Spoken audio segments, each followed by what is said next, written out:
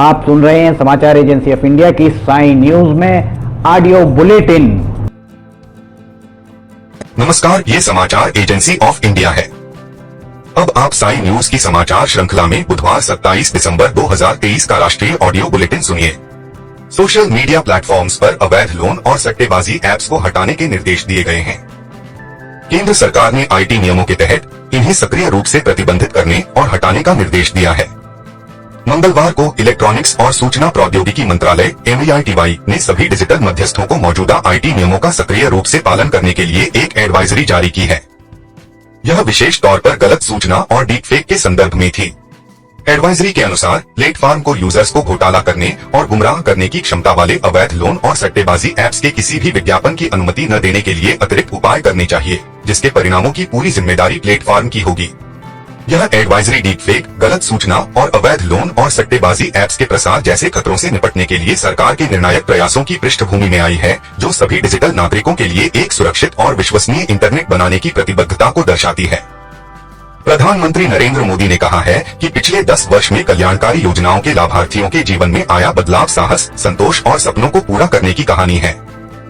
श्री मोदी ने आज video conference के माध्यम से विकसित भारत संकल्प यात्रा के लाभार्थियों के साथ बातचीत में कहा कि यह यात्रा सरकारी योजनाओं का लाभ सुनिश्चित करती है। यह यात्रा दूरदराज के क्षेत्रों में भी पहुंच रही है और लोगों को एकजुट कर रही है। प्रधानमंत्री ने इस कार्यक्रम को सफल बनाने के लिए देश की जनता, विशेषकर महिलाओं का आभार प्रकट किया। उन्होंने कहा कि लगभग 50 दिन पूर्व शुरू हुई यह यात्रा देश के लाखों गांवों तक पहुंच चुकी है। उन्होंने कहा कि यात्रा की शुरुआत के बाद उज्ज्वला गैस कनेक्शन के लिए 4.5 लाख नए आवेदन मिले हैं। प्रधानमंत्री ने कहा कि 1 करोड़ से अधिक आयुष्मान कार्ड वितरित किए गए हैं और 1.25 करोड़ लोगों की स्वास्थ्य जांच की गई है। उन्होंने कहा कि 10 करोड़ महिलाएं स्वसहायता समूहों से जुड़ी हैं। विकसित भारत संकल्प यात्रा का कल महाराष्ट्र में मराठवाड़ा क्षेत्र के परभनी जिले में व्यापक स्वागत किया गया। केंद्रीय वित्त राज्य मंत्री डॉक्टर भगवत कराड़ ने संकल्प यात्रा का पथारी समुरगवन गांव में स्वागत किया। इस अवसर पर डॉक्टर कराड़ ने कहा कि इस यात्रा में इस्तेमाल किया जा रहा रथ वाहन मात्र नहीं है, बल्कि अमृत कलश है। डॉक्टर कराड़ ने कहा कि केंद्र और राज्य सरकार के विभिन्न कार्यक्रमों के बारे में लोगों को महत्वपूर्ण जानकारी दी जा रही है। प्रधानमंत्री नरेंद्र मोदी कल और शुक्रवार को मुख्य सचिवों के तीसरा राष्ट्रीय सम्मेलन की अध्यक्षता करेंगे। 3 दिन के सम्मेलन का उद्देश्य सहकारी संघवाद के सिद्धांत को कार्यरूप देने के लिए सहभागी प्रशासन तथा केंद्र और राज्य सरकारों के बीच सहभागिता को बढ़ावा देना है। इस वर्ष सम्मेलन का विषय है सुगम जीवन सुनिश्चित करना। रक्षा मंत्री राजनाथ सिंह जम्मू कश्मीर में सुरक्षा हालात का जायजा लेने के लिए आज जम्मू के 1 दिवसीय दौरे पर पहुंचे। जम्मू पहुंचते ही रक्षा मंत्री जम्मू कश्मीर के उपराज्यपाल मनोज सिन्हा के साथ राजौरी उच्च सेक्टर में जमीनी हालात का मुआयना करने के लिए रवाना हो गए। इससे पहले सेना प्रमुख जनरल मनोज पांडेय ने पुंछ का दौरा किया था और वह डेरा की गली में उस स्थान पर भी गए थे जहां आतंकी हमले में 4 बहादुर जवानों की जान चली गई और 2 अन्य घायल हो गए। ये समाचार एजेंसी ऑफ इंडिया है। आप सुन रहे हैं साई न्यूज की समाचार श्रृंखला में बुधवार 27 दिसंबर 2023 का राष्ट्रीय ऑडियो बुलेटिन। उत्तरी कमान के प्रमुख lieutenant general Upendra Dwivedi, Nagrota corps के GOC lieutenant general Sandeep Jain और वरिष्ठ कमांडर जमीनी हालात से रक्षा मंत्री को अवगत कराएंगे। राजभवन में श्री सिंह की अध्यक्षता में होने वाली एक बैठक में राजौरी और कुछ जिलों के साथ ही जम्मू कश्मीर के अन्य हिस्सों से आतंकवादियों के सफाये के लिए नए सिरे से रणनीति बनाई जा सकती है। हाल के दिनों में जवानों पर बढ़ते हमलों के बीच सेना पुंछ राजौरी सेक्टर में सैनिकों की संख्या बढ़ाने की योजना बना रही है, ताकि वहां पाकिस्तानी आतंकवादियों की गतिविधियों को रोका जा सके। राजस्थान के मुख्यमंत्री भजनलाल शर्मा ने कहा कि 450 सिलेंडर 1 जनवरी से मिलेगा। उज्ज्वला योजना की महिलाओं को रसोई गैस पर सब्सिडी मिलेगी। मुख्यमंत्री भजनलाल ने विकसित संकल्प भारत यात्रा को संबोधित करते हुए कहा कि पीएम मोदी जो कहते हैं वही करते हैं, वही करते हैं जो कहते हैं। लखपति दीदी योजना पर कहा कि कम से कम 2 करोड़ बहनों को लखपति देखना चाहते हैं पीएम मोदी। मुख्यमंत्री भजनलाल ने कहा, मुझे प्रसन्नता का अनुभव है कि विकसित भारत संकल्प यात्रा में आकर हमारी योजनाओं की क्रियान्वयन कितना हुआ, इसका मूल्यांकन भी करना है। सीएम ने पंडित दीनदयाल उपाध्याय की अंत्योदय योजना का दिया उदाहरण।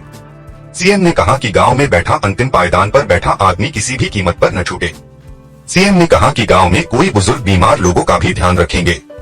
हम देश के नागरिक हैं, उनका ध्यान रखें। सरकार ने अगले साल मार्च तक केंद्र सरकार के पेंशन भोगियों द्वारा 50 लाख डिजिटल प्रमाण पत्र जमा किए जाने का लक्ष्य तय किया है। पेंशन और पेंशन भोगी कल्याण विभाग ने पेंशन भोगी कल्याण संघों और 16 बैंकों के नोडल अधिकारियों के साथ डिजिटल जीवन प्रमाण पत्र को लेकर राष्ट्रव्यापी अभियान के दूसरे चरण की समीक्षा की। बैठक में विभाग के सचिव वी श्रीनिवास ने सभी पेंशन भोगियों द्वारा डिजिटल जीवन प्रमाण पत्र जमा किए जाने की जरूरत बताई। उपराष्ट्रपति जगदीप धनखड़ ने कहा है कि वर्तमान में सत्ता के गलियारे भ्रष्टाचार और बिचौलियों से पूरी तरह मुक्त हैं और कानून के समक्ष समानता और जवाबदेही जमीनी वास्तविकता है। रोहतक में महर्षि दयानंद विश्वविद्यालय के दीक्षांत समारोह को संबोधित करते हुए उपराष्ट्रपति ने कहा कि 15 वर्ष पहले ऐसी स्थिति नहीं थी और भ्रष्टाचार के बिना कोई भी काम पूरा होना संभव नहीं था। ये समाचार एजेंसी ऑफ इंडिया है। आप सुन रहे हैं साई न्यूज की समाचार श्रृंखला में बुधवार 27 दिसंबर 2023 का राष्ट्रीय audio bulletin. Bharatiya Janata party ने राहुल गांधी की भारत न्याय यात्रा की घोषणा को लेकर कांग्रेस पार्टी की कड़ी आलोचना की है। भाजपा प्रवक्ता नलिन कोहली ने संवाददाताओं से बातचीत में कहा कि कांग्रेस को राजनीतिक कार्यक्रम आयोजित करने का अधिकार है, लेकिन लोगों ने इस विचार को पहले ही खारिज कर दिया है। उन्होंने कहा कि वास्तविक न्याय सबका साथ सबका विकास मंत्र के साथ प्रधानमंत्री नरेंद्र मोदी के नेतृत्व में हुआ है। इससे पहले आज कांग्रेस ने 14 जनवरी से 28 मार्च तक राहुल गांधी की भारत न्याय यात्रा की घोषणा की। पार्टी प्रवक्ता के वेणुगोपाल ने कहा कि यह यात्रा मणिपुर से शुरू होकर मुंबई में संपन्न होगी तथा 14 राज्यों और लगभग 85 जिलों से होकर गुजरेगी। देश के उत्तरी भागों में शीतलहर जारी है। राष्ट्रीय राजधानी में आज कोहरे की मोटी चादर छाई रही। दिल्ली वासियों की सुबह धुंध भरी रही और आने कोहरे के कारण दृश्यता कम रहने से यातायात प्रभावित हुआ। दिल्ली आने वाली और यहां से रवाना होने वाली रेलगाड़ियां कोहरे और कम दृश्यता की वजह से देरी से चल रही हैं। उत्तरी रेलवे ने बताया कि 25 से अधिक ट्रेनें देरी से चल रही हैं। करीब 110 उड़ानें भी प्रभावित हुई हैं, जिनमें घरेलू तथा अंतर्राष्ट्रीय उड़ानें शामिल हैं। दिल्ली विमानपत्तन की ओर से एक सोशल मीडिया पोस्ट में बताया गया कि हवाई अड्डे पर विमानों का उतरना और उड़ान भरना जारी है, लेकिन कैट 3 का अनुपालन नहीं करने वाले विमान प्रभावित हो सकते हैं। यात्रियों से उनकी उड़ान की ताजा जानकारी के लिए संबंधित एयरलाइन से संपर्क करने को कहा जा रहा है। कैट 3 का पालन करने वाले विमानों में एक प्रकार के उपकरण होते हैं जिनकी मदद से विमान कोहरे, बर्फ और बारिश जैसी कम दृश्यता वाली स्थितियों में भी उतर सकते हैं।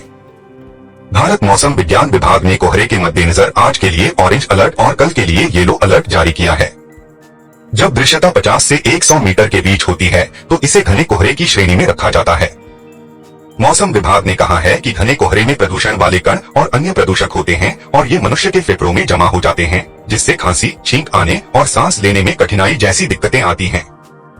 मौसम विभाग ने कहा है कि अधिक समय तक आने कोहरे में रहने से उन लोगों को सांस से जुड़ी समस्याएं बढ़ सकती हैं, जिन्हें दमा और सेहत संबंधी अन्य परेशानियां हैं। मौसम विभाग ने देश के उत्तर पश्चिम और मध्यवर्ती क्षेत्रों में अगले 3 से 4 दिनों तक घना कोहरा रहने का अनुमान व्यक्त किया है। पंजाब के अनेक भागों तथा हरियाणा, चंडीगढ़, दिल्ली और उत्तर प्रदेश के कुछ हिस्सों में सुबह के समय अत्यधिक घना कोहरा छाए रहने की आशंका है। मौसम विभाग का अनुमान है कि इस महीने की 30 तारीख से पश्चिमी विक्षोभ का असर पश्चिमोत्तर भारत पर पड़ सकता है। अगले 5 दिनों तक देश के उत्तरी क्षेत्र में न्यूनतम तापमान में कोई बड़ा बदलाव नहीं होगा। आप सुन रहे थे समाचार एजेंसी ऑफ इंडिया की साई न्यूज की समाचार श्रृंखला में बुधवार 27 दिसंबर 2023 का राष्ट्रीय ऑडियो बुलेटिन। बृहस्पतिवार 28 दिसंबर 2023 को एक बार फिर हम ऑडियो बुलेटिन लेकर हाजिर होंगे। इसके साथ ही साई न्यूज में ज्वलंत विषयों पर लिंटी की लालटेन रोजाना सुबह 7 बजे देखना न भूलें। यदि आपको ये ऑडियो बुलेटिन पसंद आ रहे हो तो आप इन्हें लाइक, शेयर और सब्सक्राइब जरूर करें। अभी आपसे अनुमति लेते हैं। जय हिंद।